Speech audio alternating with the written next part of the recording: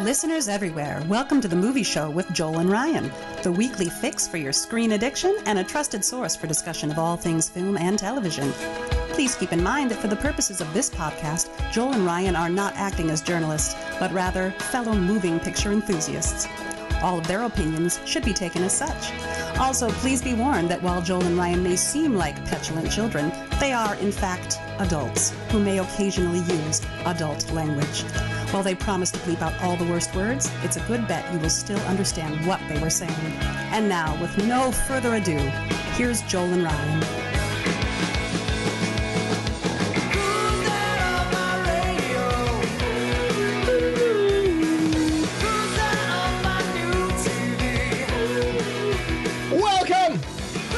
Welcome. Behold, if you are watching this, you are seeing four. You are seeing four people, four boxes of delight. If you are listening, you are about to hear four voices of delight. And when we have four voices, you know what that means. That means it's a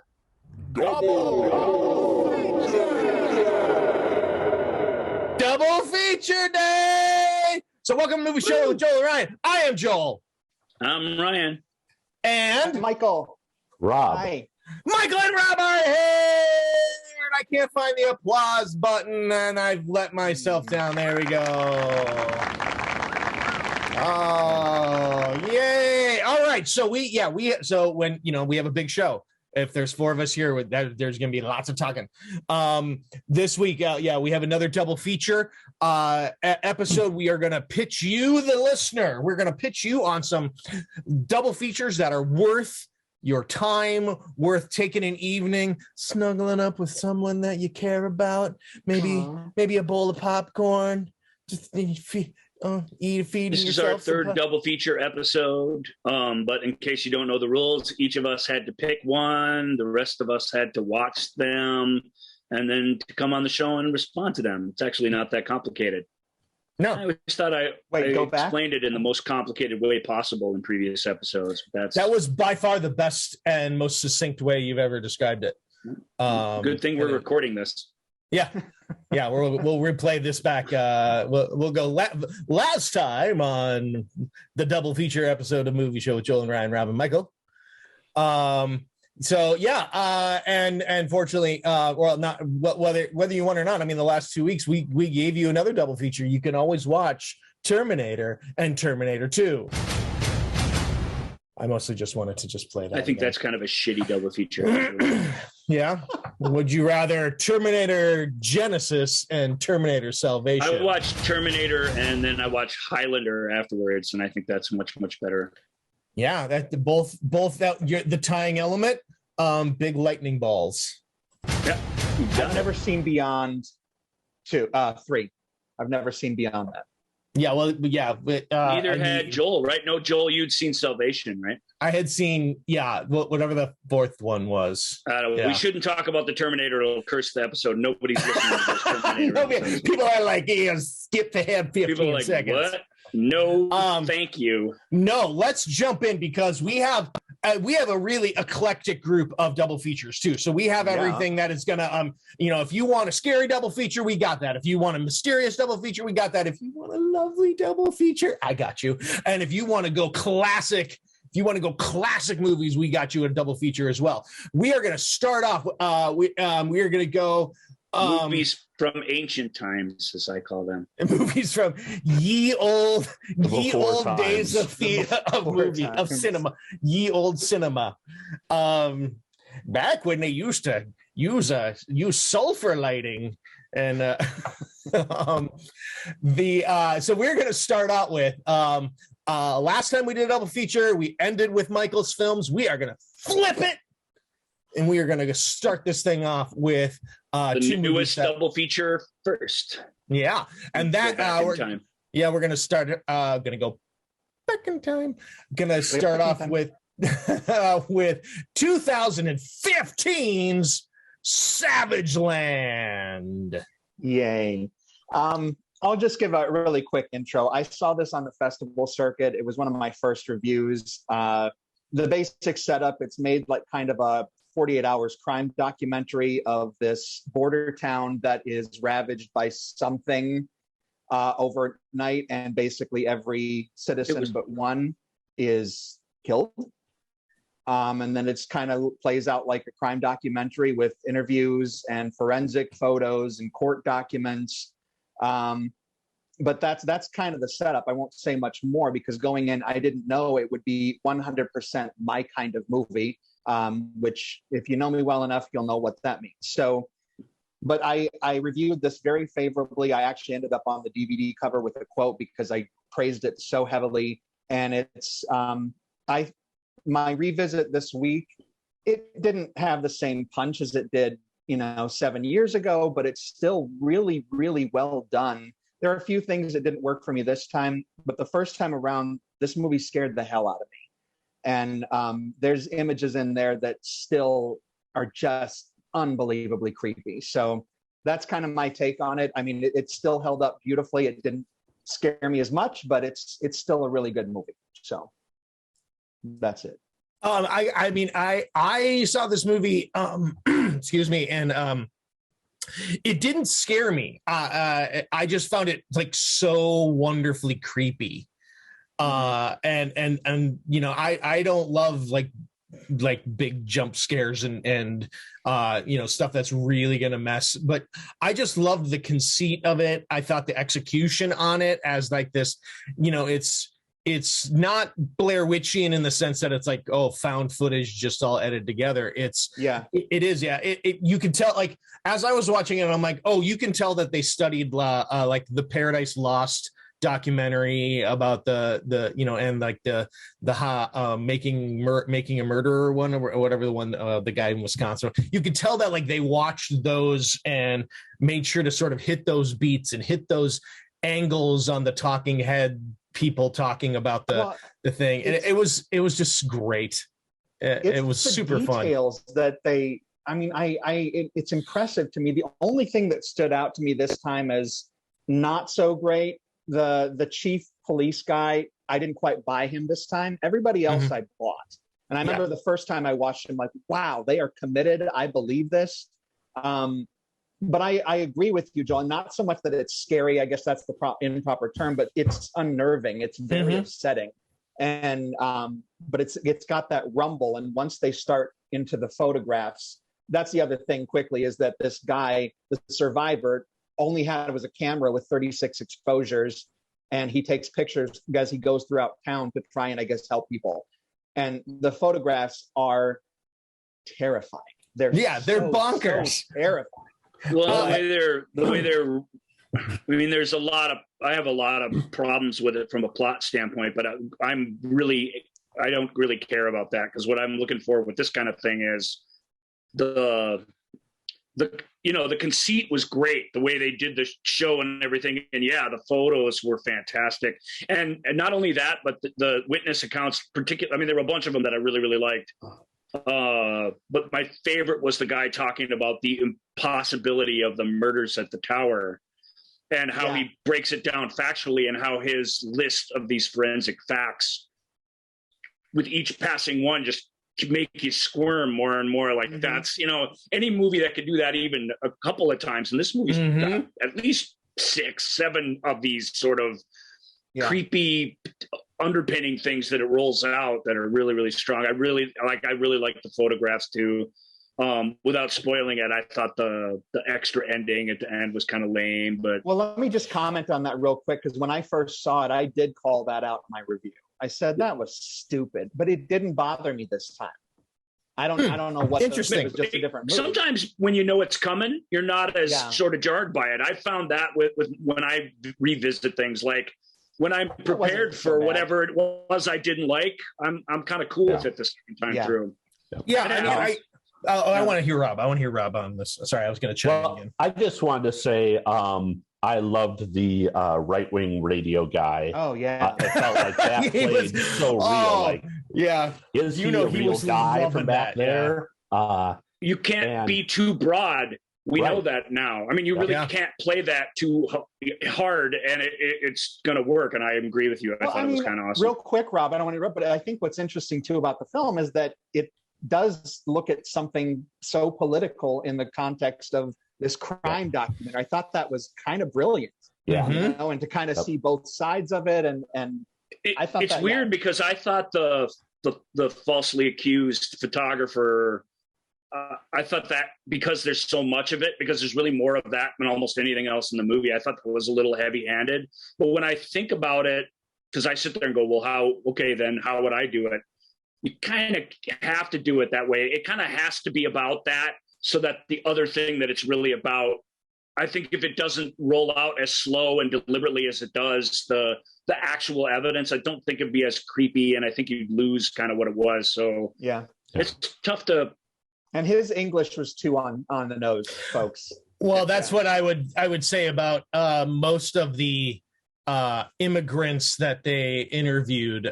They were all, you know, they were all just very. There was nothing. They spoke as if they have all like born and raised and you know, this is but a low budget. His sister, thing, I liked that they did the sister the way they did. Oh yeah, for sure. Mm-hmm. And go ahead. The other thought I had was the photographs. It reminded me of like The Ring, where you have this video that just a series of creepy images that just kind of stick with you. Yeah. Long after the movie ends, and I found that with these photographs. The one in the bush, in particular, it was just so wrong. And the fact that the movie, I kept waiting to be disappointed, in the sense of I kept waiting for them to go, and this looks like that legend that we once heard of, and blah blah blah. But they never did that. They just let the photos be the photos, and you don't ever know. It's never, no one even hypothesizes what it actually is. And I'm like, that, well done. That was great. That is exactly what I had hoped, is that just don't tell me what it is that I'm seeing. Just let me see the creepiness. Well, one of the other really big benefits of the film, and I noticed this on the second, because this is only the second time, I didn't ever want to see this again because it impressed me so much the first time. I think I remember you talking about this. I think I remember you talking about going, I don't ever want to see this again, but it was But it was the fact that, I don't know if you noticed this, and I'm curious your thoughts on this, because the images, when they had regular people in there, they were in focus, but that means that whatever else is appearing in there, don't want to spoil, is in super fast motion. Are you noticing that? I mean, is it, so there's kind of an extra layer of creepiness of what they were moving like. Yeah. They're from some dimension that can be photographed, especially that culminating photo that he takes where he's in the photo so with the fence. It really is. It's not, they don't cheat. They don't give you that in flashes. They show it to you on screen for a long period of time while people are talking, and it's very, very effective. So there were I'm constantly throughout, there were little things that I was like, nah. But it is not Blair Witch Project. They didn't just point the camera and let magic happen. This was a very planned out, choreographed thing that they put together in this news program. And you're gonna get, anytime you're trying to just be real people, you're going to get those moments of in authenticity. And I don't think it, with your second film excluded, where I really don't feel like there's any of that.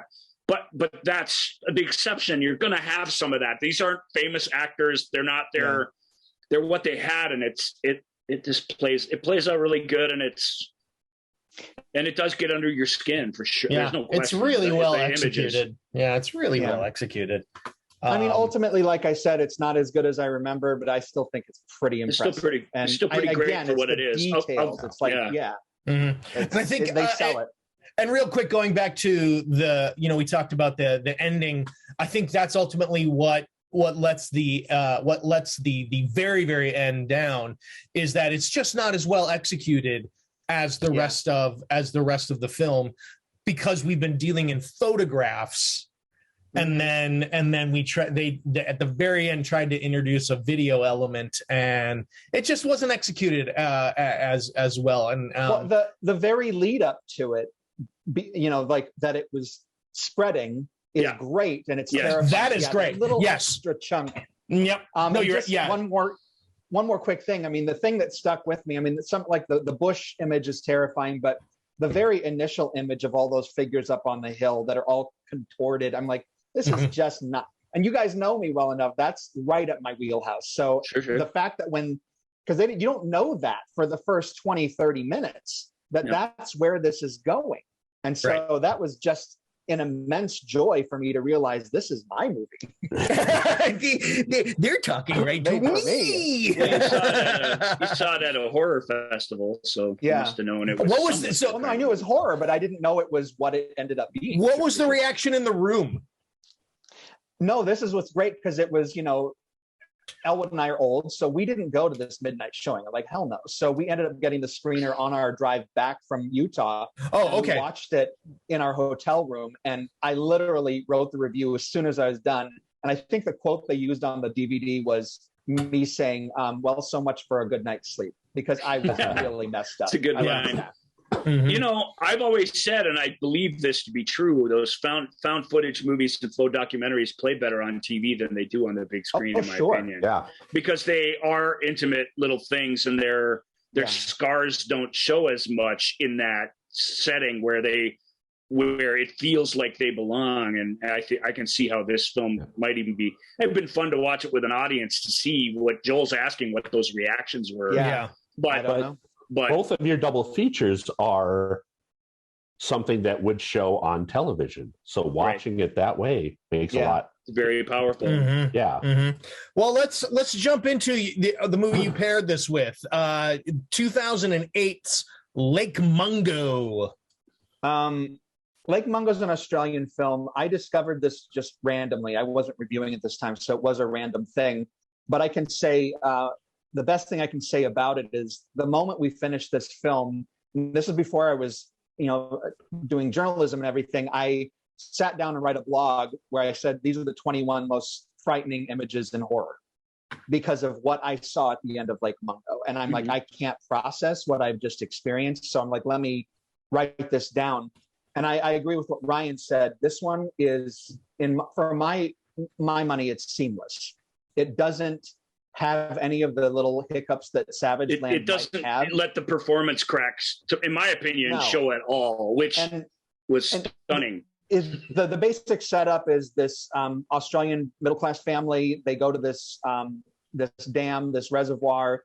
Their daughter ends up drowning, and then they basically start having experiences in their house. And it's very similar to Savage Land as far as its interviews, documentary style, crime footage, crime photos. And I'd forgotten how much photographs, which I was like, great, this is an even better double feature than I thought, because photographs are so important for both of them. Yeah, they are. It is a mystery that unravels with a lot of twists and turns. And this one is, again, the rewatch, it was the same. I didn't have the same wallop that I had the first time, except for the very ending, which is what sparked this blog of like what these images that terrified me. And it's that still this last 2 days ago scared the hell out of me, because it's not just the image of it, but what it represents. It's a really, really good movie. Like you said, the acting from all of these actors playing real people in a crime documentary, they all sell it, the mother particularly. Yeah. Great movie.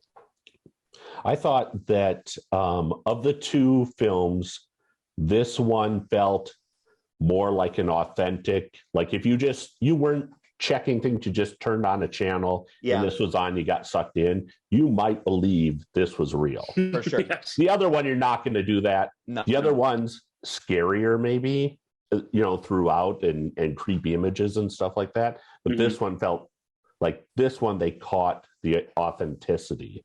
I believe that's because, one, the geopoliticalness is absent. It's not there. Yeah. And so they're not really they're not preaching about anything in a roundabout sort of way. Right. Savage Land doesn't come right at you with that, but it repeats it so much that you can't not know what their point of view on the thing is. Also, they're not. Savage Land brilliantly comments on the art form itself.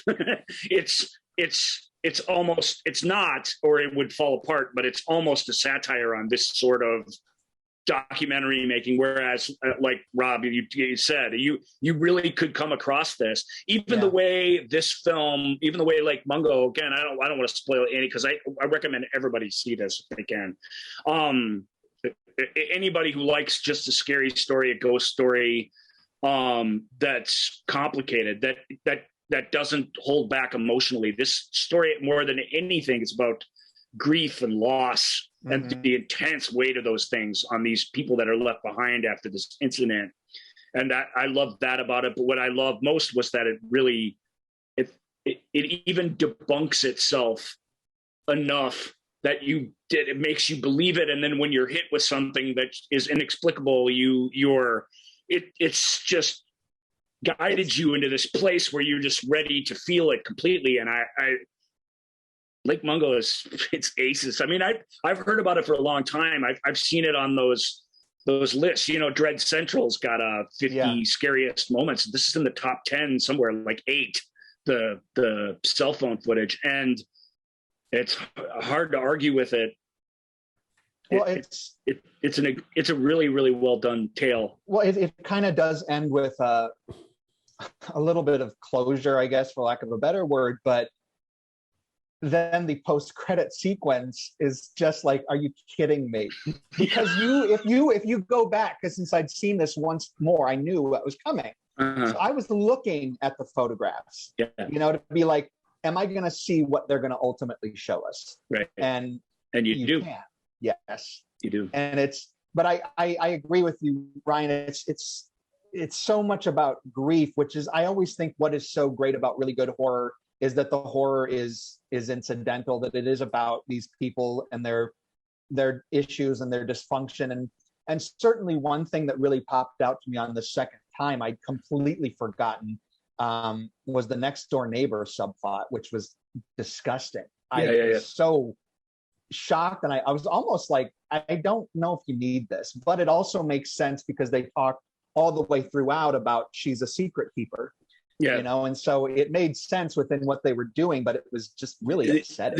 I don't want to say I didn't mind that. I was affected by that, and I think, I'm not sure if you break it down bit by bit, if that needs to be there. I'm with you, but when you're in the moment, it works perfectly. So I have no problem with it. I mean, you have to sacrifice some of that after analysis stuff for what you're getting in the moment. The only part of it I didn't like, or the only plot misstep, was Alice, the young woman who drowns. She has this weird previous relationship with somebody who comes into their lives that I'm not sure what they got dramatically out of that turn.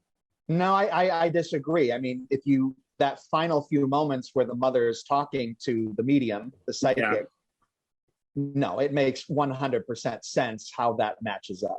Okay. I liked all of this stuff. I might have missed something, because I just felt like, that's weird that they went into all this, and you know what I mean? I just thought the whole thing was weird. It ties together. I think it's great. Yeah. But all of these little side things, the creepy neighbor and all that stuff, it just makes it feel more real, because in a real true crime investigation or whatever, they're going to give you all these little details that they discover.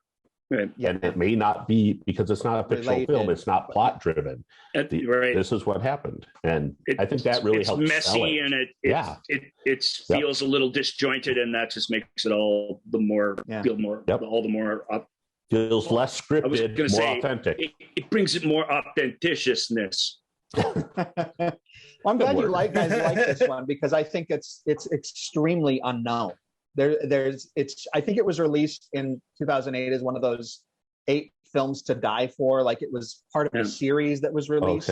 And so I think it just it disappeared. Like, it didn't. And then, I think it's one of those, for me, one of the most powerful, like, film discoveries for me for horror, which I've been watching for 100 years. It's like, and to find something that, with that much punch is a dream, And even, like I said, it's a gorgeous, too muted, moody you know, as much as you can and still have it be a TV show, it has this wonderful atmosphere, and it doesn't fall into the trap of shooting Australia like a big place. It's very intimate, even though the scenes in the woods and the scenes down by the water and stuff work great visually, but they keep it tight in a really great way and still make the most out of what they have. It's really smart, the people who made it.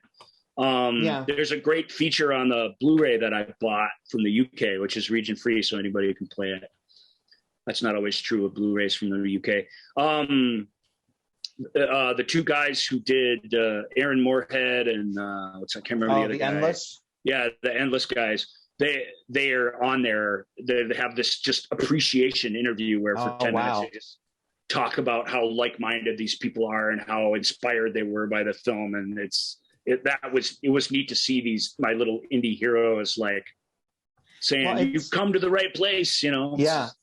I mean, the last thing I'll say is that I even, it's been 2 days since the second viewing, but it is that important cell phone footage.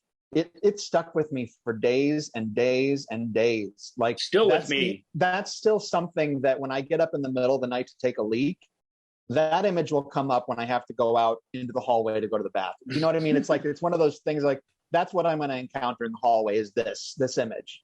And it's not, And the seance images and everything leading up to it too, or they're all, I don't want to get into what is what or what the whys and wherefores. You should watch the movie for that. But really all of these moments that are built into the thing, real or imagined, are all really, really powerful. And that's what strings you along so brilliantly. And that's a good movie.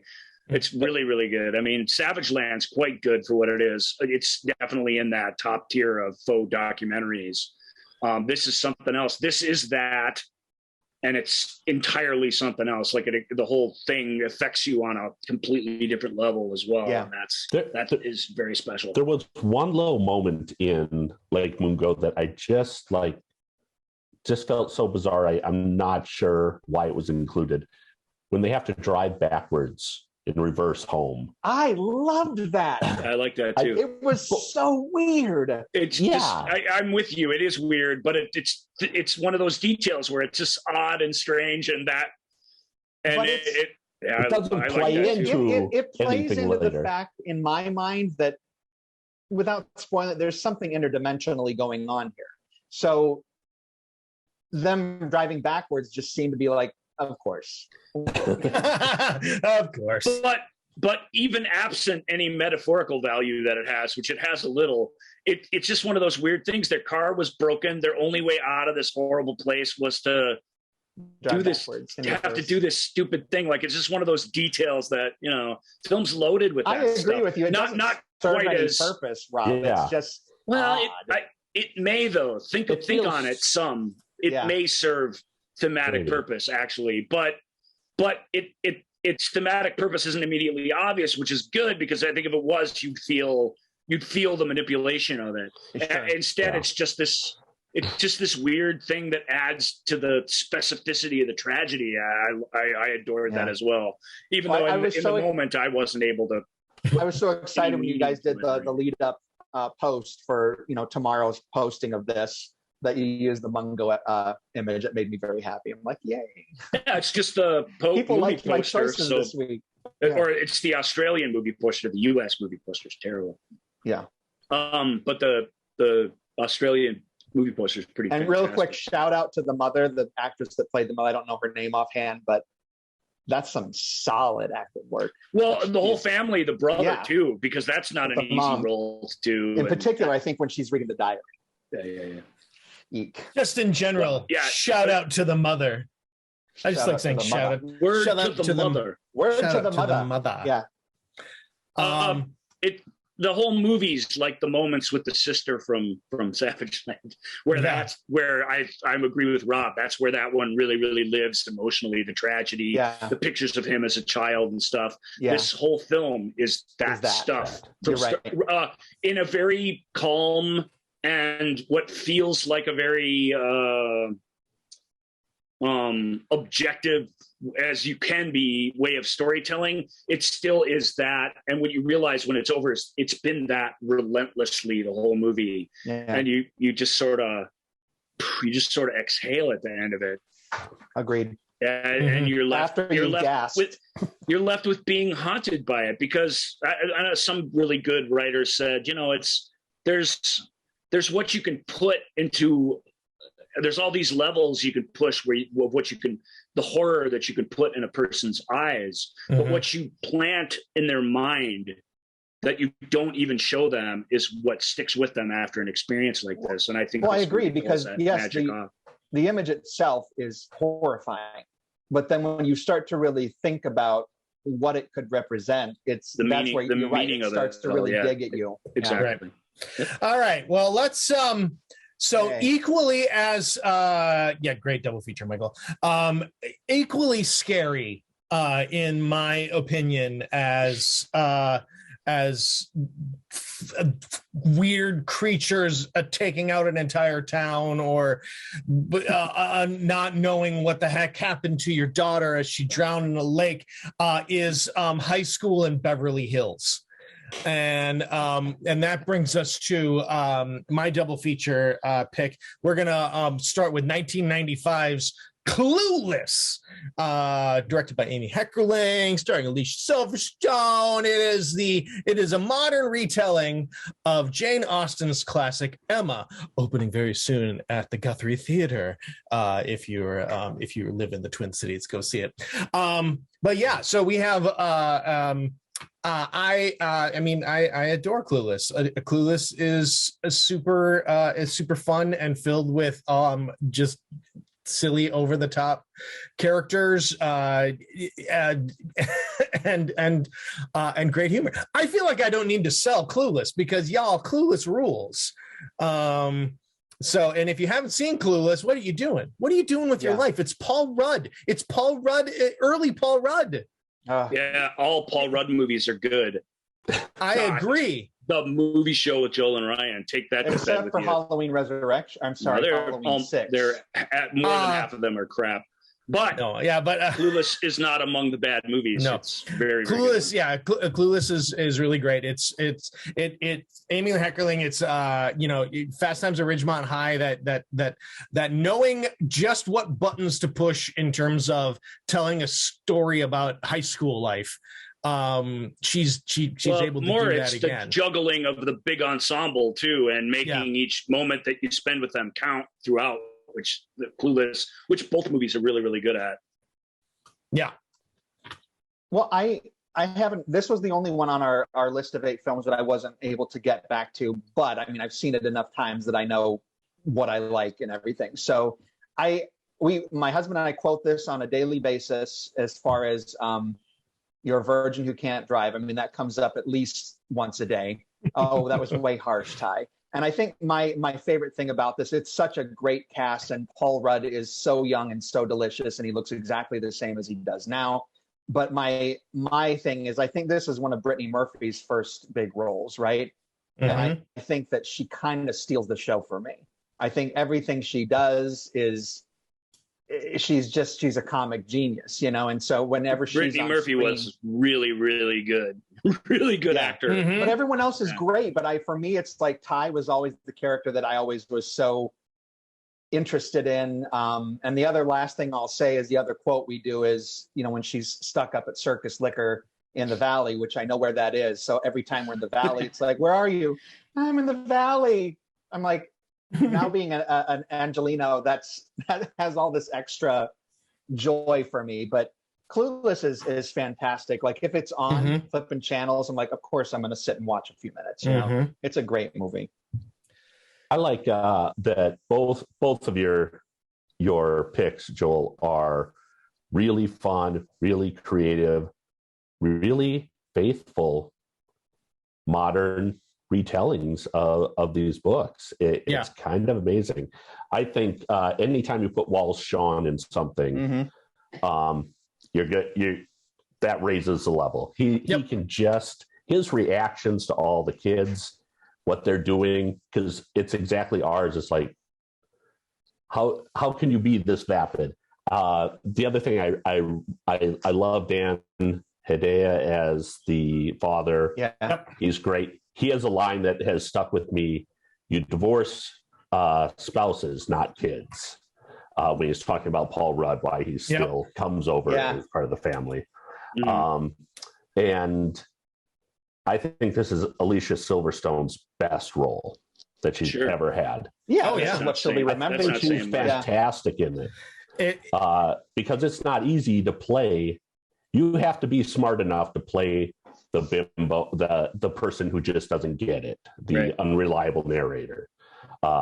And I think she's great in it. She's better in this than she is in Ken Branagh's Love's Labor's Lost. Had to sneak that in.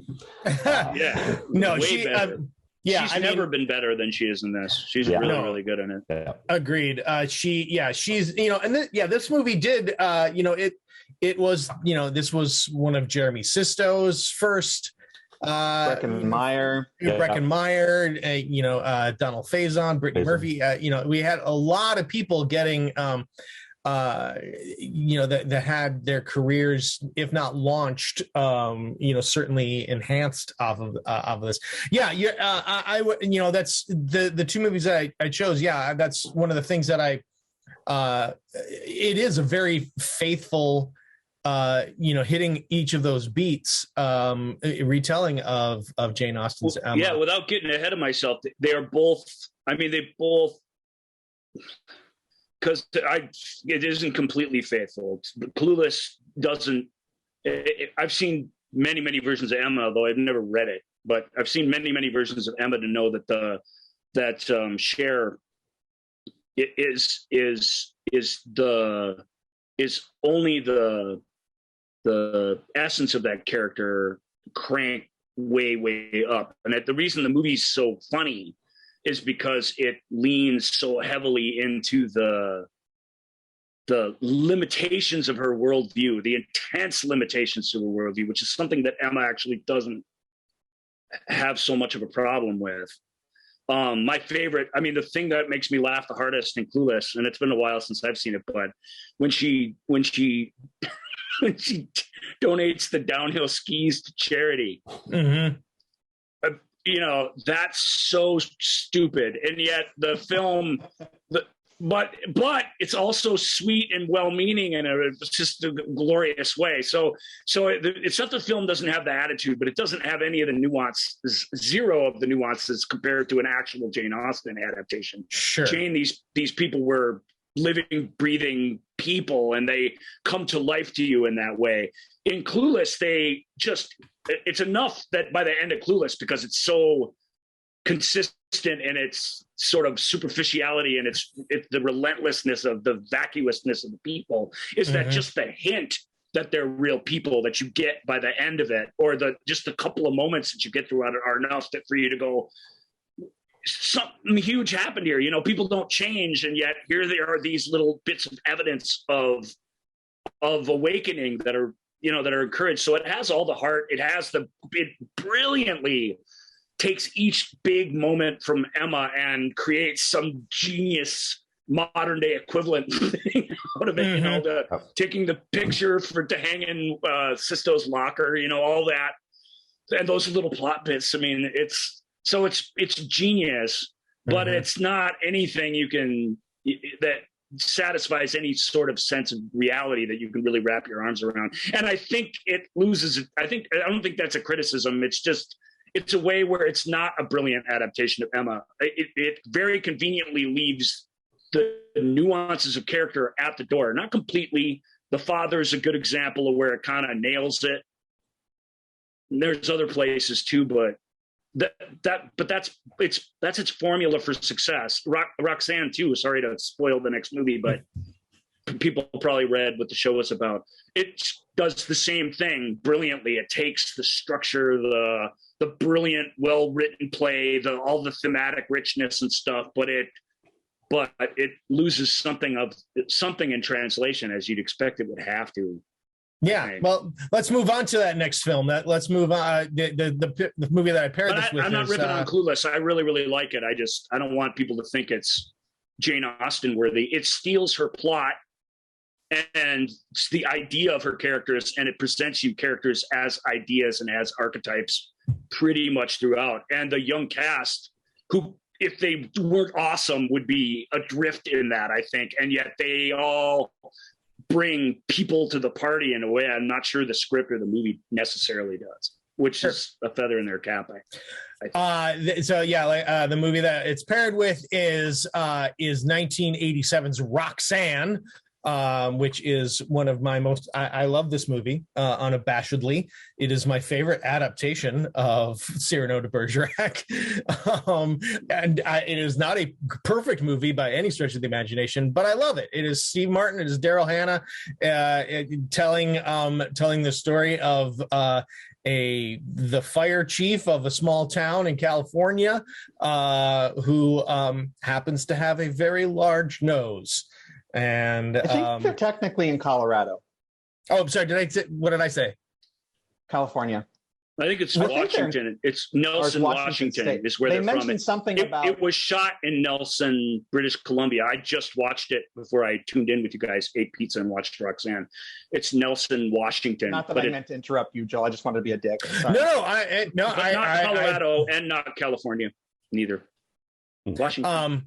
Sorry. Anyway, yeah. So in a small woodland town. Woodland. There you go. Yeah. So based on Edmond Rostan's Cyrano de Bergerac, we have it is screenplay written by Steve Martin.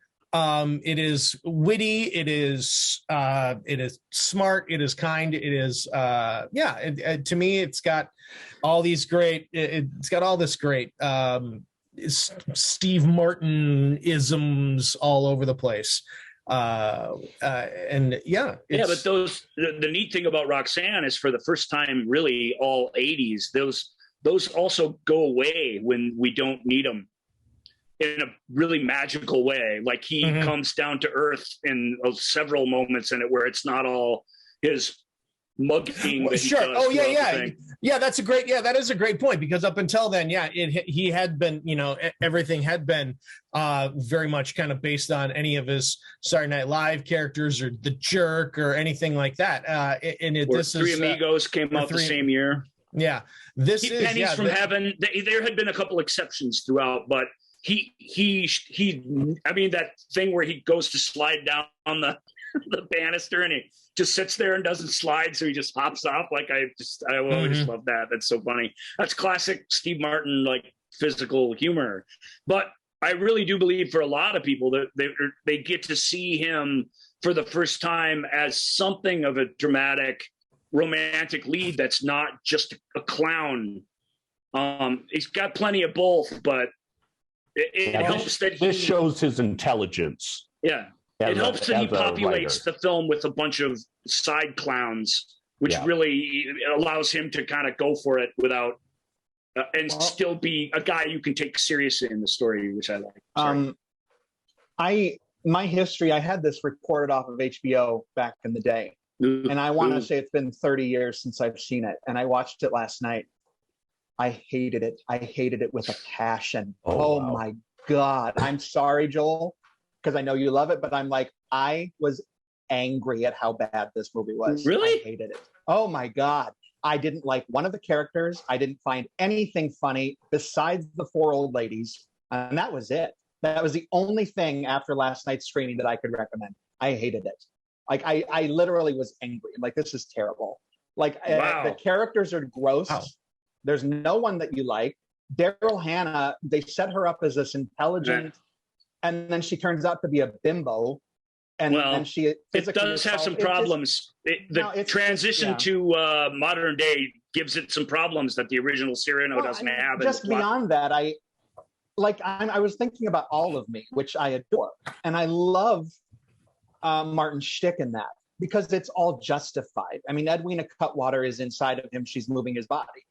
Right. In this, it's just, what is the point of all it didn't make any sense to me, all the physical nonsense. I'm like, I don't understand. I literally was You don't see why a guy who has grown up with this sort of deformity his whole life would act out and even talk to himself out of insecurity, and would always be joking and never really wanting to show his true feelings to himself or his town. I can see your point, but that didn't play for me last night. What about the character of Andy by Michael J. Pollard? What about him? I do like Michael J. Pollard. Yeah, that's a great character. There's a character in there that you can like, right? Okay, there you go. Hilarious. But I'm saying as far as the leads, there was nothing from me to care about you people. Particularly Daryl Hannah and Rick Rossovich. You're terrible people. Well, I mean, the whole. Let's talk about that a second without quite so much vitriol, because I have a problem with them too, and this is what it is. I'll just try and be analytical about it, so that everyone here is raining on Joel's parade. I love Clueless. I like it is problematic. Cyrano de Bergerac takes place where these guys are soldiers and they're at war, and the jock basically goes off and dies at war and martyrs himself for this sort of fraudulent love affair that he started. It's still very, very funny, but there's this weight there. Also, Cyrano in Cyrano de Bergerac has been friend zoned by Roxanne before ever we meet them. And this, we meet them for the first time, and he's charming, and there's no real reason that she shouldn't like everything about him, when it turns out that really everything about him is what turns her on in the end. So I feel like the modern day changes do sort of, take the same plot, which is very comedic and very clever, and I think Martin did a pretty great job adapting it. I just think there's some pitfalls.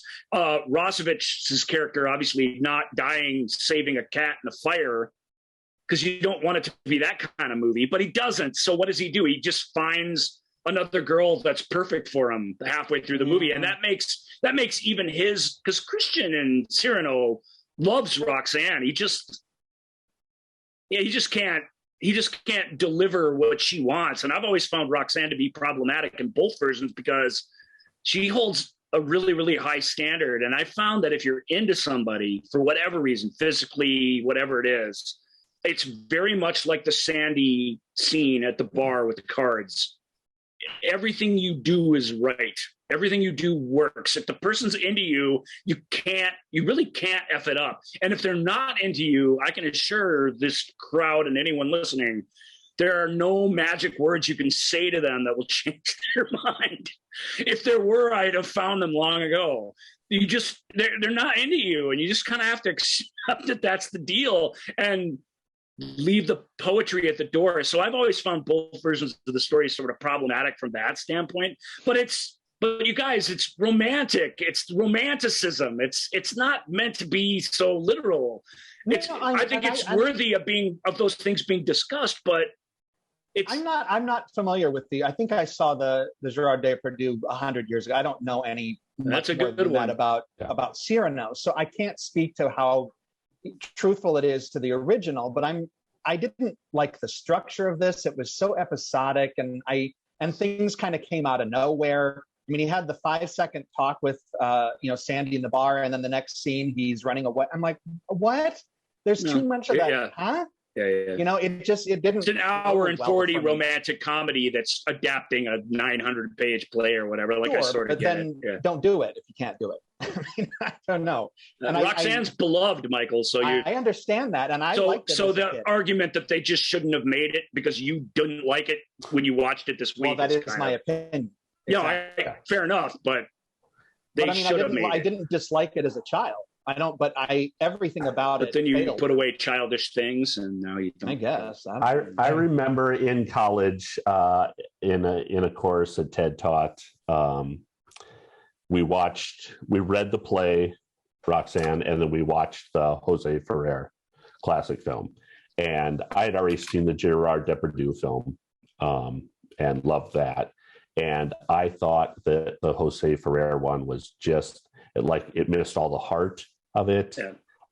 I think it was too close to it, having just read it and recently seen a really great adaptation to see that. And I think I wrote in my essay or whatever that why did they even make this?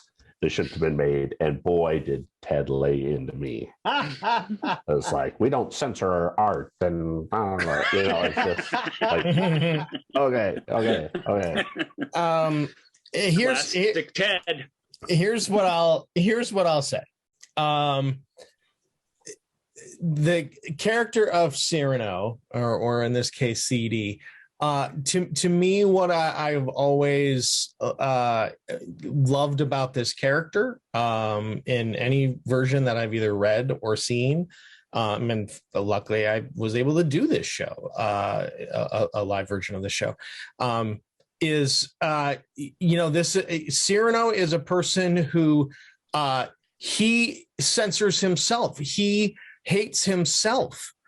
Right. And he tries to cover it by being the greatest warrior, the greatest wit, the greatest communicator, but all of that, everything that he is in service of trying to cover this thing that he hates about himself. And to me, that's the tragedy of the real thing, of the real play, because in the real story, he doesn't end up with the girl at the end. It's too late. But it's all, everything that he is a ruse, because it's all in service to the fact that he himself, Steve Martin talks about, the CD has that line where he's like, sometimes I see couples or whatever at night, and I'm like, why not me? Why not me? And then I catch my reflection, or I catch my shadow. And it's this thing that he himself cannot get past. And it's that whole thing of, how is anybody supposed to love you if you cannot love yourself? Mm-hmm. And that is one of the great,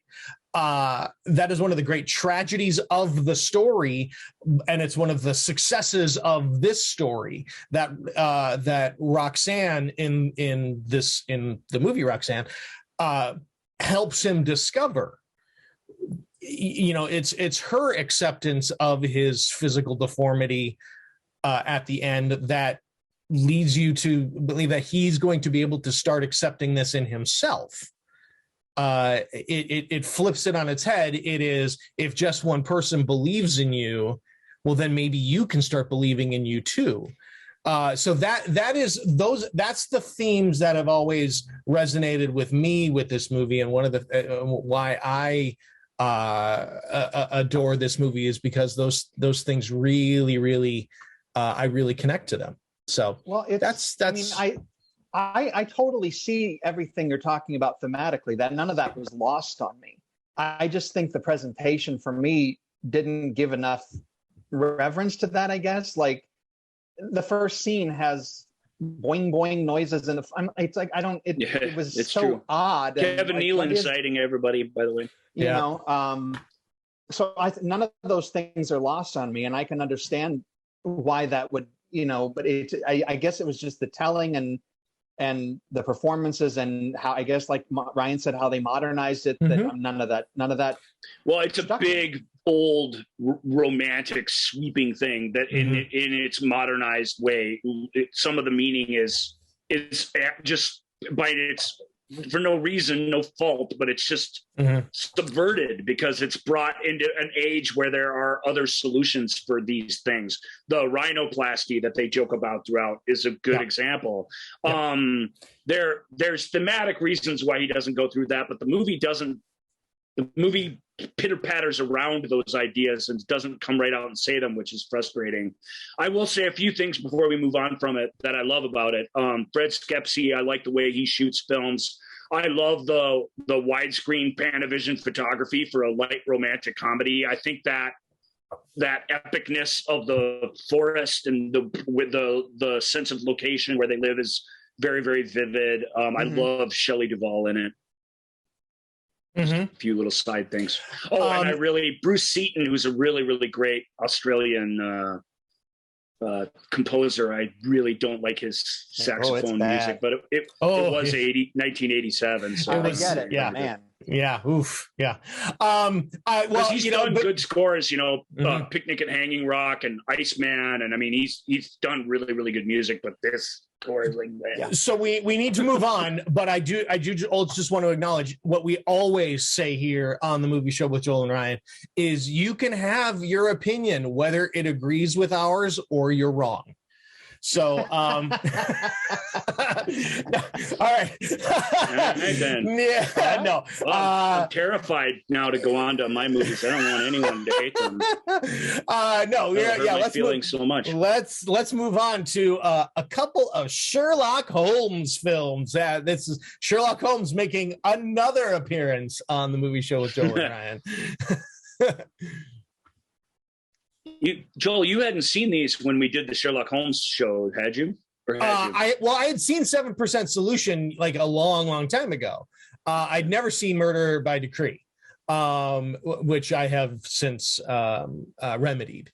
But yeah, so yeah, these movies. So what these are, just in a nutshell, and then I'll open it up to the forum. But they're just postmodern. Non-Arthur Conan Doyle Sherlock Holmes stories. 7% Solution was a novel written, or it's kind of a small novel. It's not a novella, though. It's like a small novel written during a writer's strike by Nicholas Meyer, one of our favorites here on the show. And it's largely considered the greatest non-Conan Doyle Sherlock Holmes story ever written because it's got its own sort of mystery and its own unique take on the man. It expands on the legend of the thing and examines it while still sort of giving you a mystery. I think the mystery itself is actually not super satisfying, but I really love all the other things, the character bits and stuff. So that's my love affair with Nick Meyer and 7% Solution. And then Murder by Decree, I'll just do them now and we can mix and match them if we want. Murder by Decree is the second big Hollywood film where Sherlock Holmes takes on Jack the Ripper case. The first was A Study in Terror, which is a fun movie, which I thought about doing both of those, but I think that's unfair. I think these two Sherlock Holmes stories are different enough that we can have them as a double feature. I think those two, if you put Murder by Decree and Study in Terror in the same thing, you pit them against each other in a way that I didn't really want to do. So I went with my favorite, which is 1979's Murder by Decree by Bob Clark, which it's one of the coolest things about it is its theory of the crime, which is really, really cool, but is not the screenwriters. It's repeated verbatim in Alan Moore's From Hell, and also in that film adaptation. The theory of what Jack the Ripper was and why he was doing what he did are the same because it was created by a Jack the Ripper theorist. Basically, it's often called the Royal Ripper theory. I can't remember who the guys who came up with it is. It's obviously it's total BS, but it's very intricate and has a lot of moving parts and makes for a pretty cool mystery to solve and a plot to experience. And I think that's sort of the strength of that, as well as these guys are all guys, they're cliches. Holmes, Watson, even Sigmund Freud to a lesser degree. Like these are all things that the game, I think, in a lot of respects, is how do you have enough of the cliche to satisfy audiences' desire to see another story about these people, and yet how do you kind of make them real enough that a modern telling of the sort of thing will work and pay off in a character way. So I think both of these movies, very different ways, but do that pretty well. So 7% Solution. Watson tricks Holmes into going to Vienna to be seen by Sigmund Freud to kick his cocaine habit because he's recently read an article or something where Freud did that for somebody else. And the way he tricks him is kind of ingenious. Before I let you guys kind of have at it, one of my favorite things is Laurence Olivier as the mastermind villain. Professor Moriarty is just this guy who Holmes, in his cocaine-induced paranoia, has decided is a supervillain, and whatever he does, he creates a narrative that this is this guy that has to be stopped. And Olivier beautifully plays him as this frail, frightened professor of mathematics who just wants to be left alone. And I mean, that it's played well, but it's not so brilliant. It's just the idea of that it's a fun twist, and it's a fun way to start the story in the movie where you're like, this isn't going to be what you're used to. And yet, look at these guys. They are kind of what you're used to. The dog who they manipulate into getting all the way to Vienna. Yeah, it's very fun too. So what do you guys think? Was it fun? 7% solution? Clever? Yeah. I mean, I'm a huge Sherlock Holmes fan as well. And I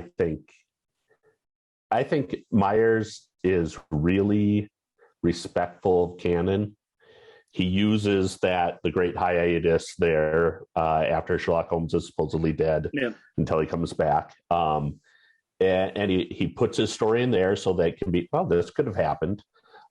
He fills it with little footnotes and callbacks to things that are canon.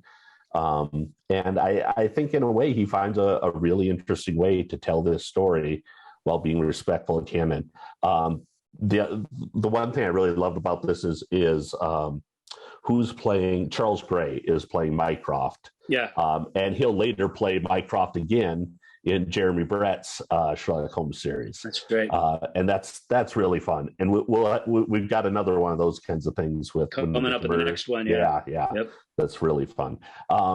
I thought that the one thing that struck me as weird, but I think they had to do it for the story, was at the end, Freud hypnotizes Sherlock one more time, and we sort of get the underlying reason for his addiction. Mm-hmm. And it struck me as really odd that Watson is allowed to be in the room for that.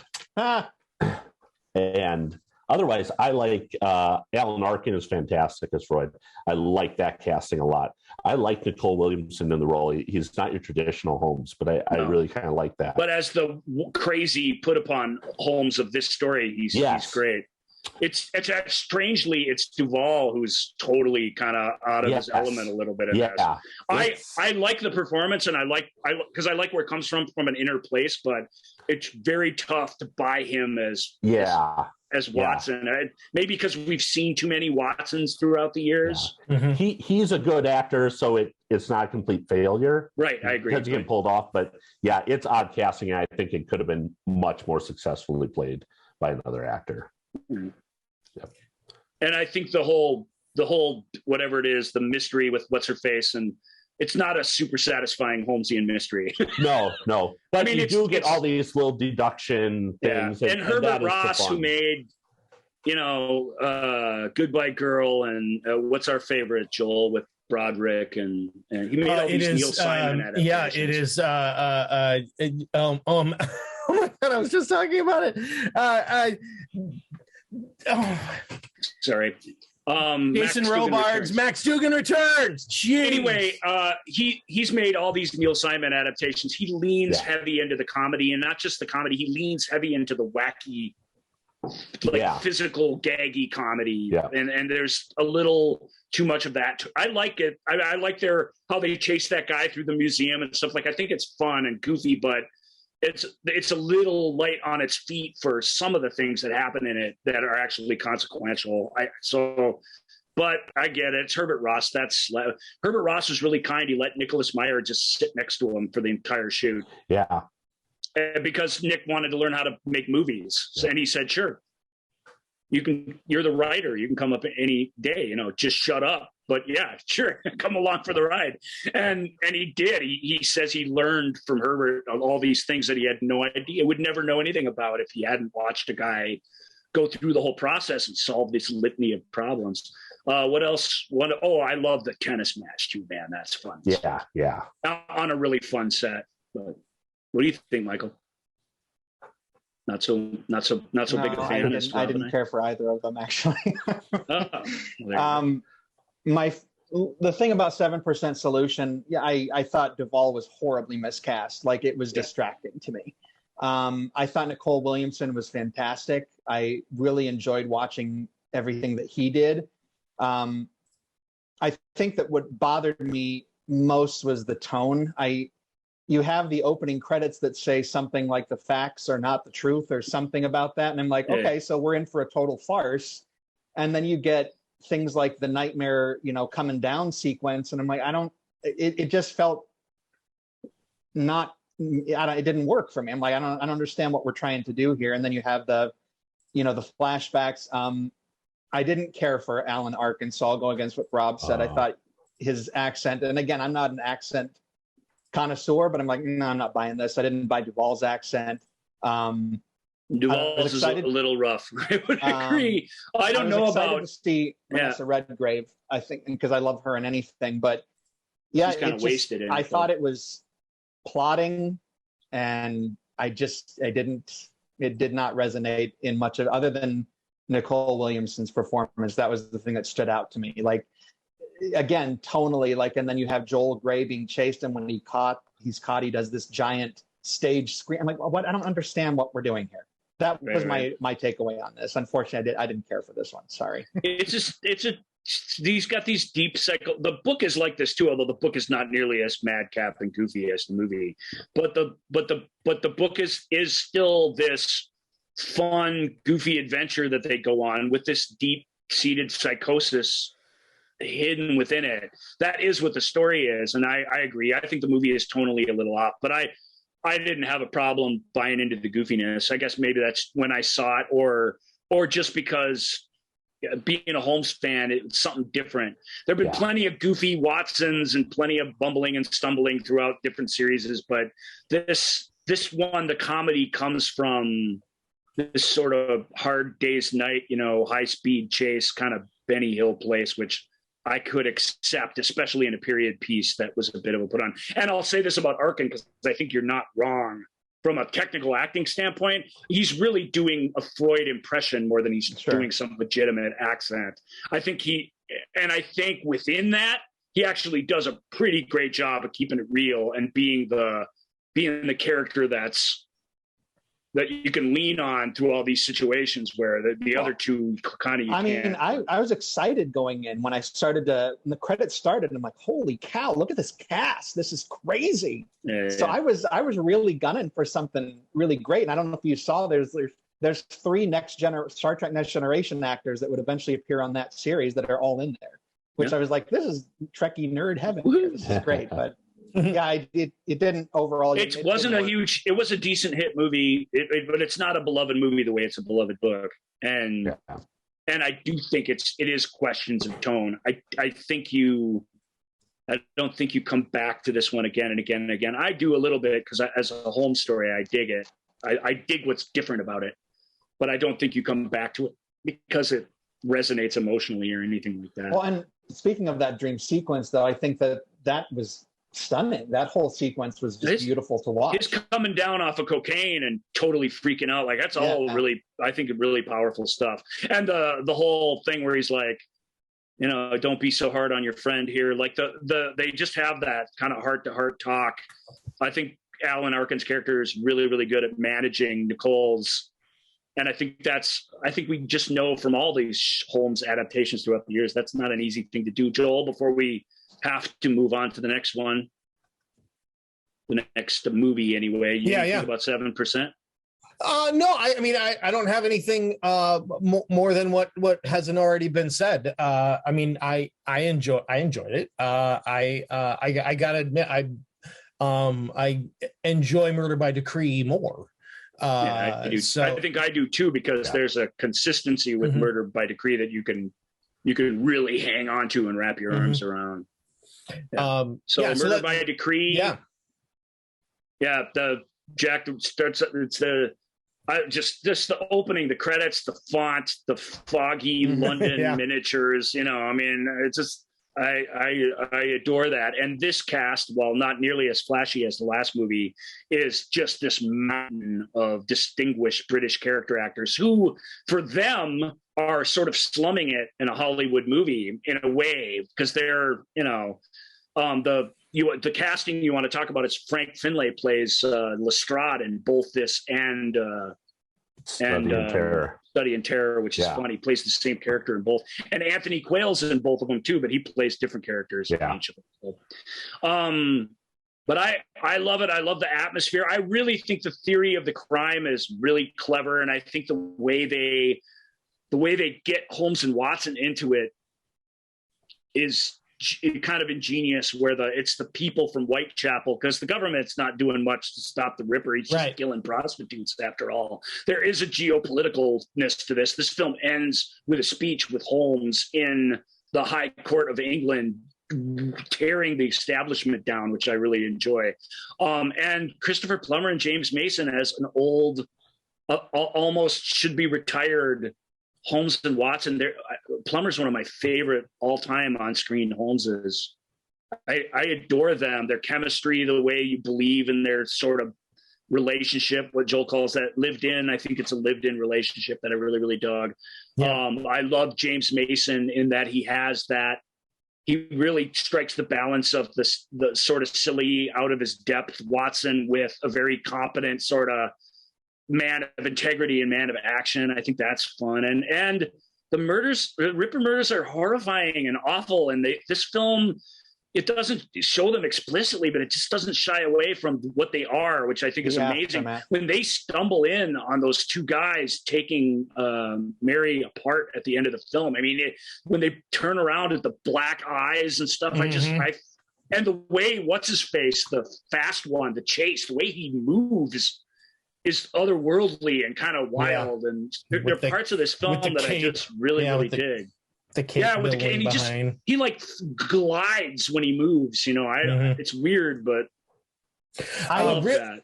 Real quick, just to go back to what when we were talking about what I love is this whole idea of the Ripper having ties to the royal family that came out in 1970.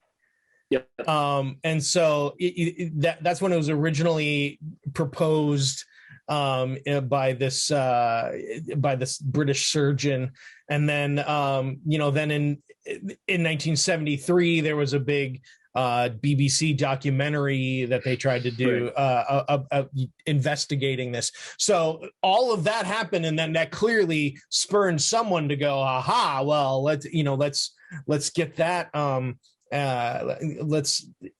That would clearly take what that theory of the crime. Let's tell a Jack the Ripper movie. Let's put Victorian London's greatest crime-solving duo in the middle of it. Yeah, I just love that all of that. Yeah, that all of that came together. And if you've seen the Hughes Brothers from Hell with Johnny Depp, you've seen this plot exactly play out already. That if anything, it may lose a little power in that, and that the theory of the crime is the exact same in both movies, because it's an outside theory that they build their thing on. So, all right, let's have Michael poo-poo on it, and then I'll bring it back with some positive thoughts. Well, Bob Clark, you love Bob Clark, don't you? Well, that was kind of a good surprise for me, and he actually stole some Black Christmas camera tricks. Yes. No doubt. In the very opening scene, and like it's straight out of Black Christmas. So, but I was excited to see him. I didn't dislike this, but I didn't love it, and it was certainly I enjoyed it more than I did 7%. So, I liked Christopher Plummer, and it's funny because maybe it's because Elwood and I are sitting here watching the movie, and you guys say lived in. I'm like, there's an episode of The Simpsons where Bart is looking at some comic book. And he's like, I get it. They're gay. I'm like, the entire time, I'm like, come on. Mm-hmm. I mean, it was so, I don't know. It felt like, was this legitimately something they were trying to show? Because, they legitimately don't show you anything to contradict that, which I really do think is deliberate. Yeah, I was like, okay. But that aside, but I did like the cast. I also had pacing problems like this with 7%. I just thought this was really slow. But I did like the atmosphere better. I thought the sets and all the streets were really well done and creepy. I think technically I liked this one better than I did 7%. But even though this is like 100%, fake Victorian London built on a soundstage, and they actually shot 7% in Vienna. But I kind of know what you mean, though. There's a consistency to it, yeah. and there's the It's kind of fun. I thought the title's kind of stupid. It's like, so you're just giving away everything by the title, which is just kind of dumb to me. But I actually thought I know you brought it up, and I think it's a good performance from Plummer, but that last half hour with Gielgud and the other higher ups, I'm like, don't we already kind of know all this? I mean, it just felt like a half an hour of cushion. I'm like, why are we here? It seemed a little repetitive to me. Yeah, I will concur with that a little bit. After the cargo net of the most vicious, evil cargo net ever devised by humanity, with a mind of its own. With a mind of its own, I was like, oh my God, there's 25 minutes left. Yes. And, I was like, oh, here we go. We're That's a good point. Yeah, I like it because I like a man standing up, beating on the system. I find that very satisfying, and I like that this movie takes a stand like that against this sort of, still, even at this point in history, this feudal society that England's empire has been built upon, and how that I think realistically believing that's responsible for all this is kind of dumb, but thematically, I find it very, very rich, and I like that. I like that oratory. I like watching great English actors, giving speeches. I get that it really is a long post-amble after the climax of the thing. So I can't deny that, but I do dig it when I read this. I love that Webster's mom is in this. Yeah. Yeah. Well, and she's the good heart, and she's the last one to be murdered so brutally. She's the kind-hearted cowgirl in Apple Dumpling Gang too. Yeah. It's weird to see her in this. I think the Donald Sutherland stuff and some of that goes off the rails. I think Plummer disguised as a chimney sweep is silly. I mean, there's some dumb stuff in it, But I like the ending. Unlike you guys, I'm into that. I adore it. It's just him standing at a pulpit.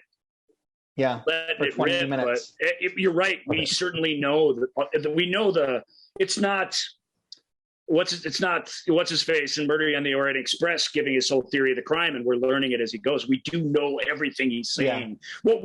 What I think we appreciate is that this story takes the Holmes character and makes him a voice for the people in a very cool way. I don't know that Doyle would have done that, but I dig that. I like that a lot. I like that. I think his weeping after meeting with Geneviève Bujold's character is a little over the top, but I really like his being no. I love that. I totally forgot, but that scene was amazing. Yeah, that was like that was the highlight. I'm glad I totally forgot, but that whole sequence with her performance and just what was going on around them was I was totally glued. Like it also felt kind of out of place to me with the rest of the film. Like, oh, this is amazing. Well, it's the whole shebang, so it has to be there. But yeah, it feels out of place. It isn't. It has to be there. Her affair and her child are the whole thing. But no, it's out of place because of how engaged I was. Oh, I see. I'm into this, and then we went back and I'm like, okay. All right. Before we have to move on, we do. I saw this film in the theater when I was 7 years old, and it made a huge impression. That final discovery of the final murder, I mean, that image has stuck with me. I see things in my mind that aren't shown on the screen that I can recognize now, but in my nightmares as a child, it was much more gruesome even. Yeah. So I love this film, and I cannot see it with modern eyes. Sure. I see it as a 7-year-old. And I appreciate it more as I go forward. If there are blind spots, I don't see them.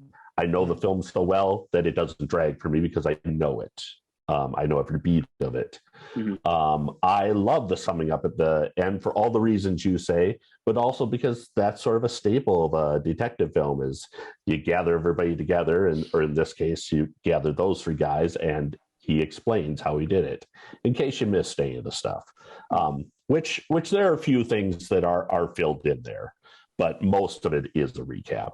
The one thing I noticed in my Blu-ray is that model that opens the film and is used over and over again, because it was probably a very expensive model. It doesn't quite hold up as well in HD. Right, it doesn't. But it's still beautiful. It's got that mood and that feel that I love Sherlock Holmes. I love Jack the Ripper. I love Victorian England. I love the fog and racing through the streets. The sound of the cobblestones, the whole thing. Yeah, I had a realization after watching these, because I have very limited exposure to Sherlock Holmes, and I'm kind of thinking that based on these two, perhaps I'm just not a Sherlock Holmes fan. Perhaps not. It could be. Anyway, it could be. I mean, these are not typical. They're postmodern Holmes stories. Sure. Yeah, they're not canon by any means. But right. There is a great Hound of the Baskervilles with Christopher Lee and Peter Cushing as Sherlock Holmes. And I highly recommend you at least watch that, because that's sort of the quintessential pipe and hat, foggy countryside tale, and you just can't do worse than Cushing and Lee, obviously. Yeah. It's much more old-fashioned than these 70s films. It's a 60s film, but try it and see. And if you don't like then I can think of all the things you don't have to watch ever again. And I think you made the right choice, Ryan, not doing Study in Terror. It's kind of a fun film, but it's nowhere near I agree. caliber of either of these two films, which it's silly and ridiculous, doesn't even follow the facts of the Ripper case. Right. But John Neville is fun as Sherlock Holmes in that one. Yeah. All right, let's move on, because of course, when we're children, we learn very, very early that red means stop, green means go, yellow means either go very fast or caution, or you're about to stop. But of course, in 1946, we learned that green for danger. And I will bow at my transition. You're very welcome. And thank you, Joel. I'm like, okay, how do I get us to green for danger? Rob, let's go. Let's take a trip back in the Wayback Machine to 1946. Right. So I've got my double feature is based on the great British actor Alistair Sim. I just love this guy. He's my favorite Scrooge in A Christmas Carol. Yeah. And I just love everything I've seen him do. So this was a way to bring two of his best films, I think, to you guys who I assume none of you had seen either of them. Right. So I'd at least heard of an Inspector Calls, but I had never seen either of them. Yeah.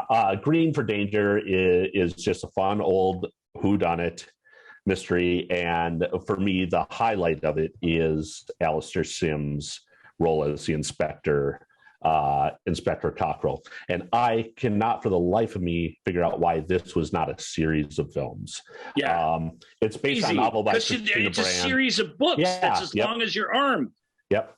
There's Alistair Sim playing this guy over and over and over and over again. I would, after watching this movie, I'd have watched every one of them. Yes. Yeah. It's this his resignation letter at the end of the movie without spoiling it. It's fantastic. What a great character. Yep. So aside from the mystery of this is that someone died on the operating table that shouldn't have, and the inspectors called in to figure out how this happened after there's another murder. So I don't really want to get into the plot of it at all. Yeah. Just probably best not to for either of these. Set in a hospital during the war, or right at the end of the war. It's hard to tell.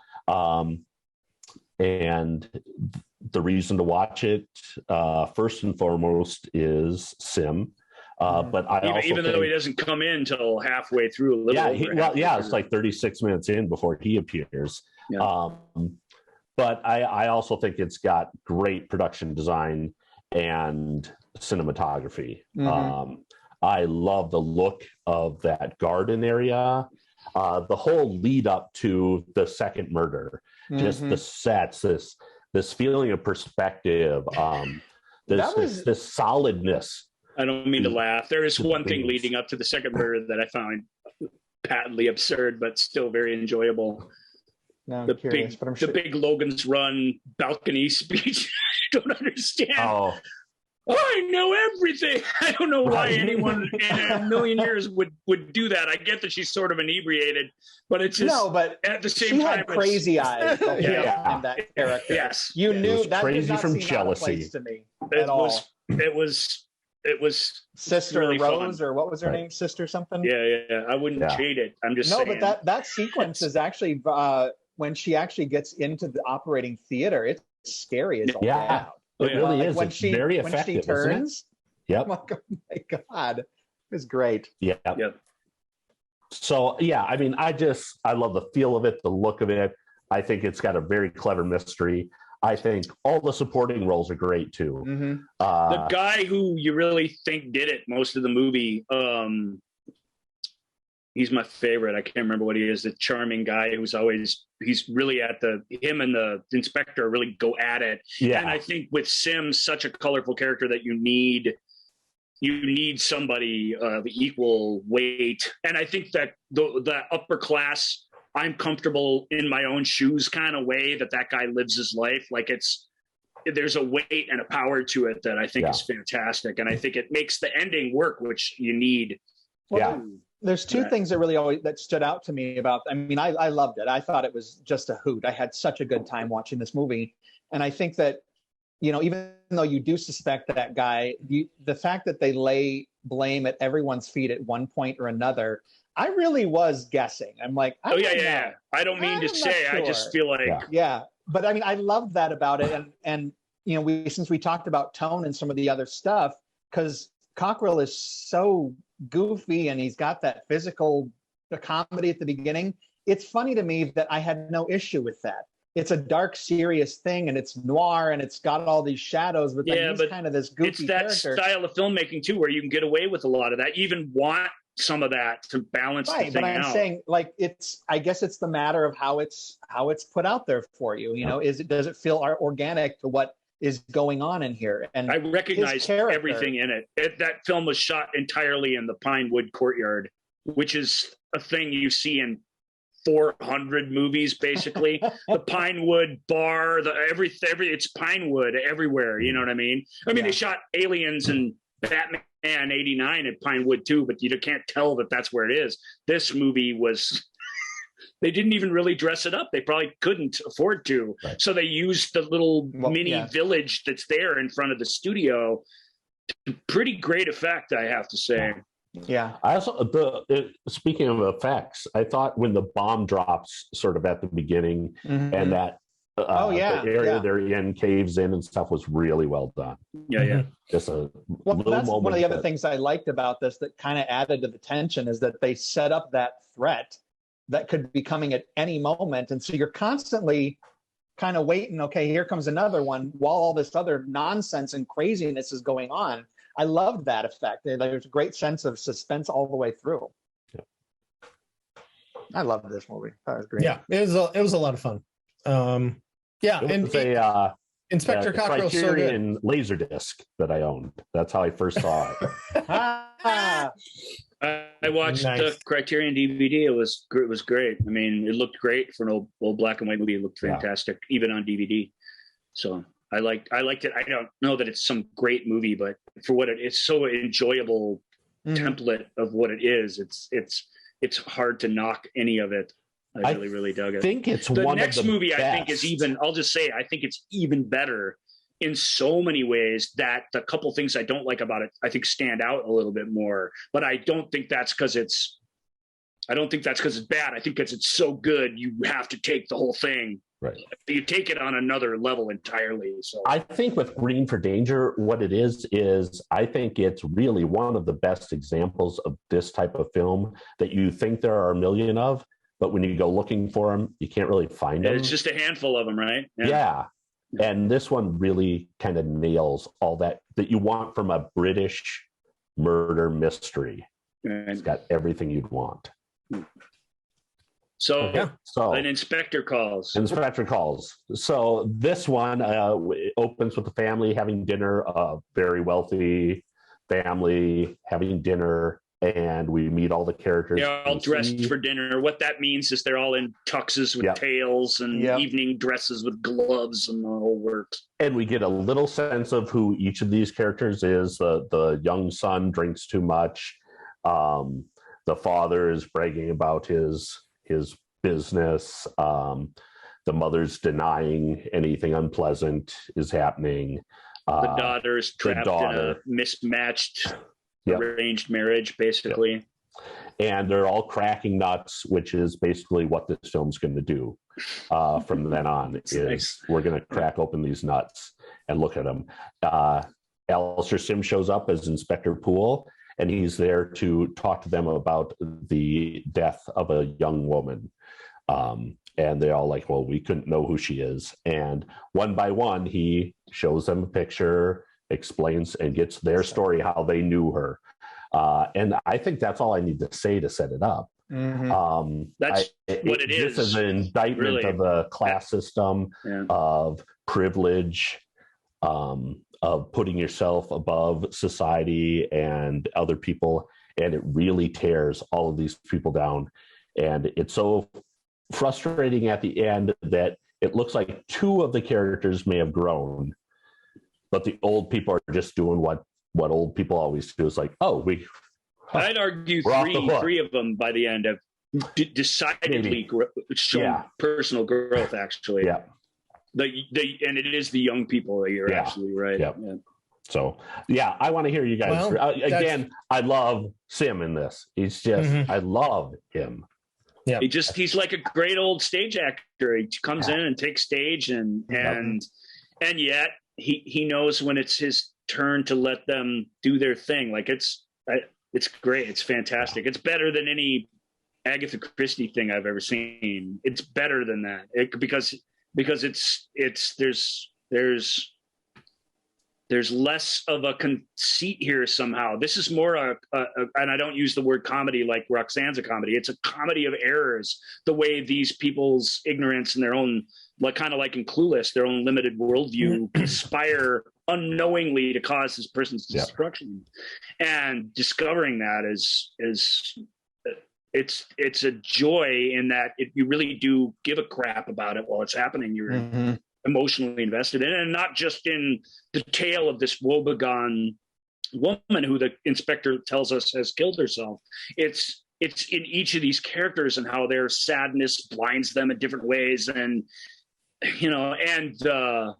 the reward for seeing them being changed by talking to one another and listening to one another for the first time ever for some of them. This is a family we're talking about is stunning. And I just was really tremendously impressed by that part of it.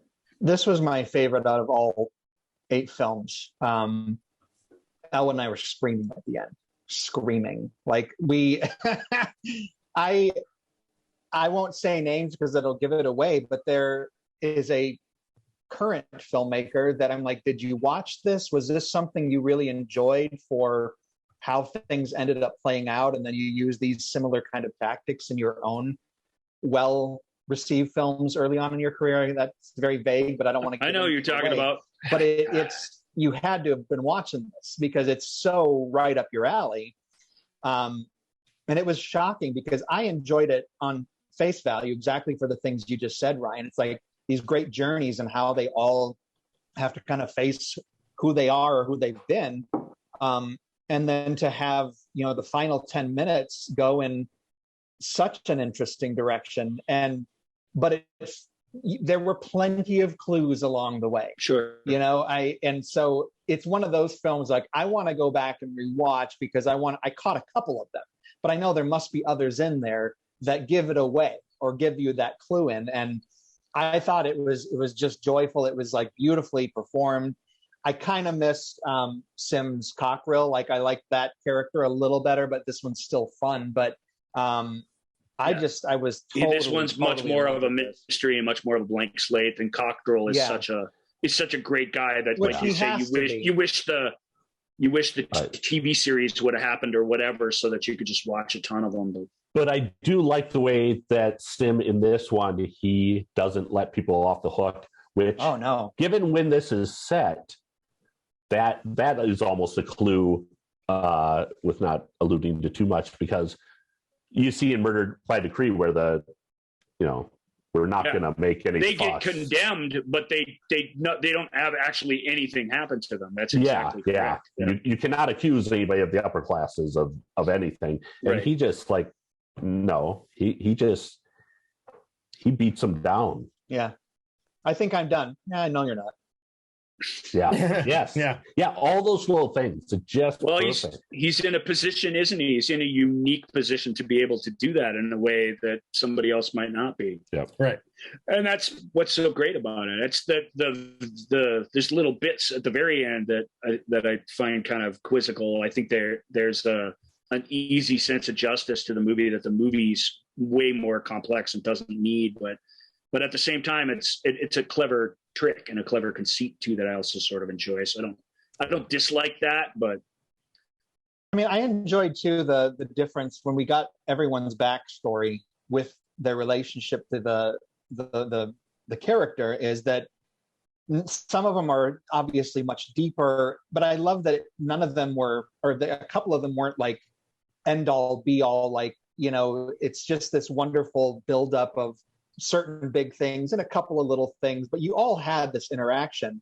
But I love that they weren't every single incident some dire life or death interaction. I liked that it was kind of mix and match. I thought that was really cool. I really believe that's what's most brilliant about it. There's a lot of things to like here, but the best thing about it is that there isn't this big moment. There isn't this for a murder mystery, there isn't the murder moment that happens ever, and that's tragic, and it's believable, not in the same way, but by the same mechanisms for its time that Lake Mungo is believable, which is that it's messy and it's confusing, and you go off on a couple of tangents that you don't need to.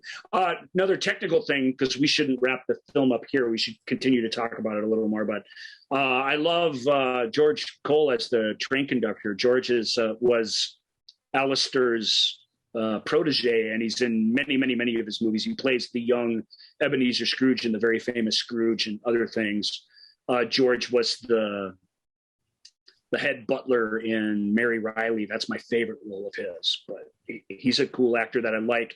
And he's just in this film, he's just a young man that Alistair had taken under his wing. And that was very much the British way, especially in the theater. Michael York was Laurence Olivier's protege. That was a big deal to be that, because you kind of, it was like the Jedi, you really only chose one to allow to hang with you for a while. And the idea was even that this young man will replace me and the grand tradition will continue. Mm-hmm. Yeah, that's certainly not how it worked out for George Cole or Michael York, but it's neat. I always think it's neat to see George show up in an uncredited, and he's even great. He's the guy looking for the tickets in the train. Why am I blanking? Okay. Yeah, George Cole could have had, Isn't it on the bus? Oh, is it the bus? The tram. The tram.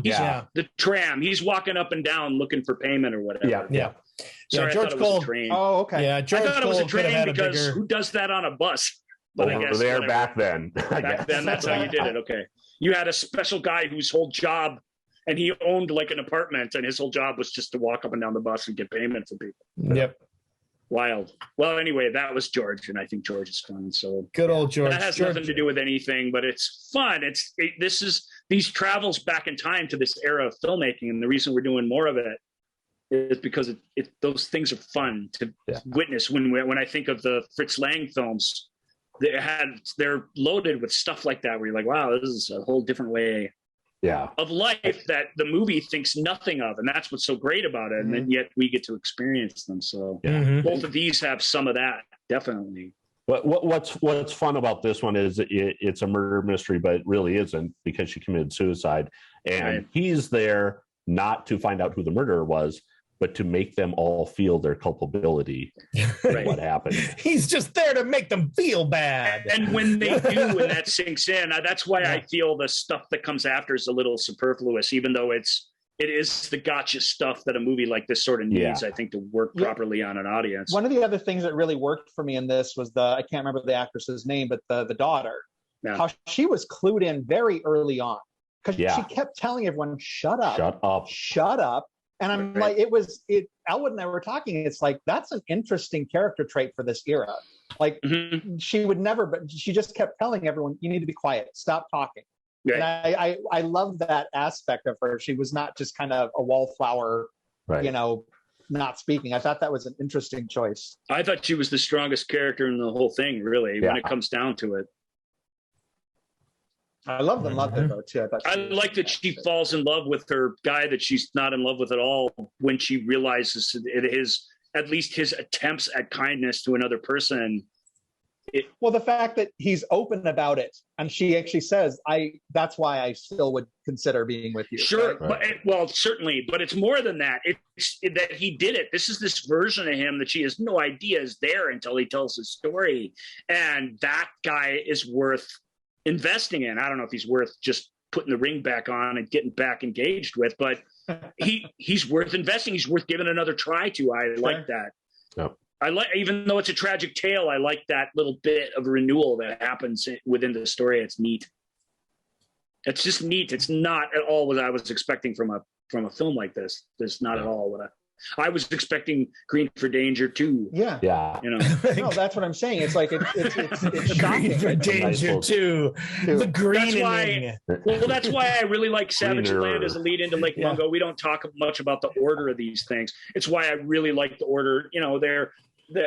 Michael's is reverse chronological order, but it really is the order to watch them if you're going to watch them both. And yours is chronological order, so's mine. Makes a certain amount of sense to watch them that way, but they could go either way. And I think this is spot on because this is the more sophisticated story, even though they're very similar. I get why they go great together, but they're very different, which is why you don't feel like you're just watching the same movie again, which is great. It's very rewarding night at the movies for me. Yeah, I would agree. All right. Well, that is 8 movies that you go out, watch these, get these films. These Except are Roxanne. Don't watch that.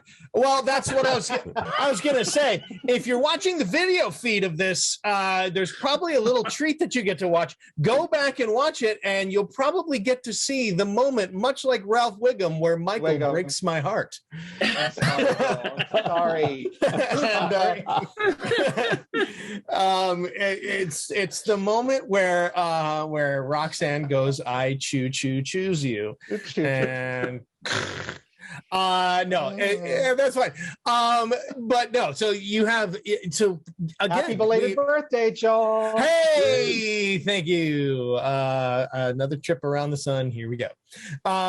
But yeah, so we have 8 movies, some double features that are that I believe are all worth your time, depending on what mood you're in for some films. And that's why I love these 8 films that were chosen today, because there really is, and this is obviously the most cliche of cliches, there really is something for everyone in these films. So, all right, last thoughts on double features before we wrap it up here, gentlemen. Well, I was just going to say, I think all of these, with the exception of 7% Solution, should be pretty easy to find. I think I was able to find all of them with the exception of that you might have to dig. Yes. It's got a Blu-ray DVD pack from Shout Factory out there that's actually pretty affordable. But yeah, do you buy movies?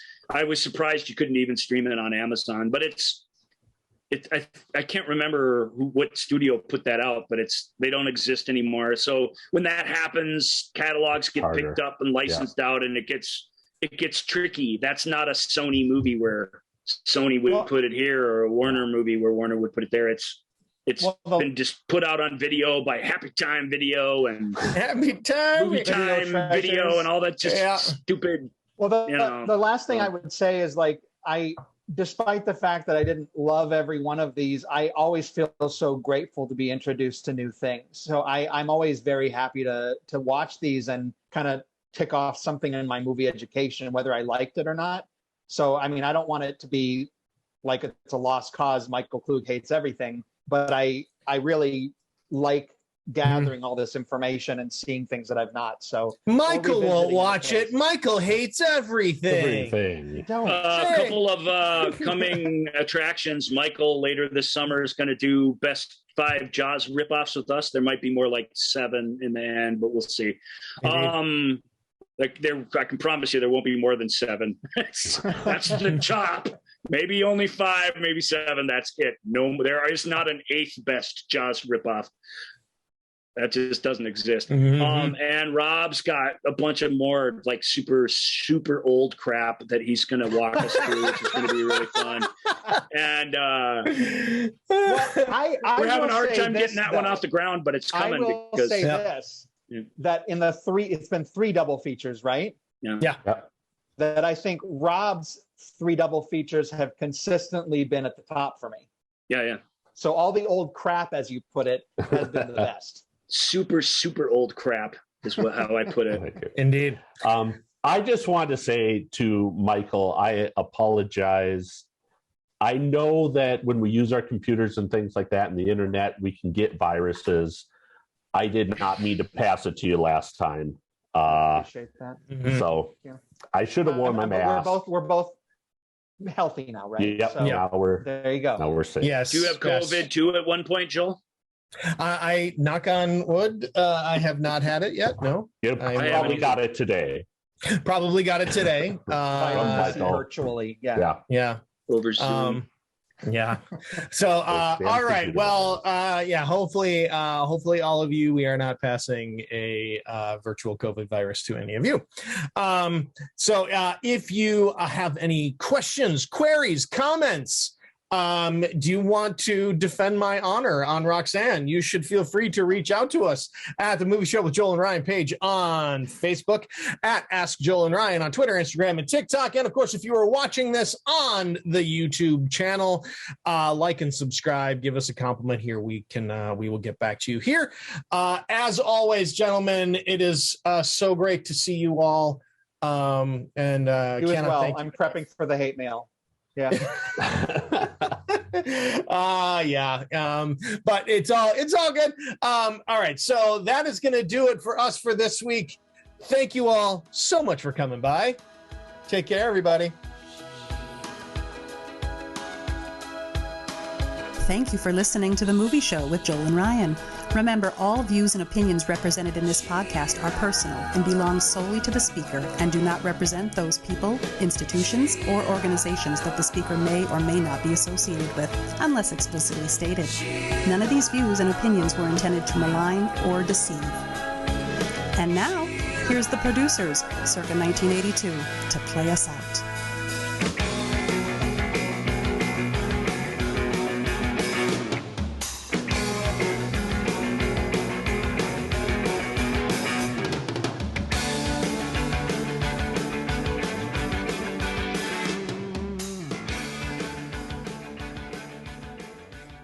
Double.